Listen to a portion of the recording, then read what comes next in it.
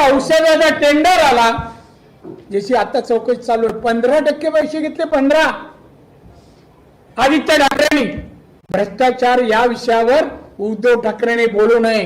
नारायण राणे असो, एकनाथ शिंदे असो, शिवसेने नसलेले आणि आता मंत्री असलेले अनेक जण आहेत. एकच काम करत होते, मातोश्रीवर पैसे पोचवायचं.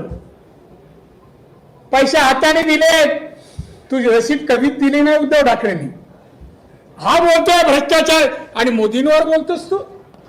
अरे जनाची नाही मनाची तरी. तू कधीच मुख्यमंत्री होऊ शकणार नाही, कधीच होऊ शकणार नाही.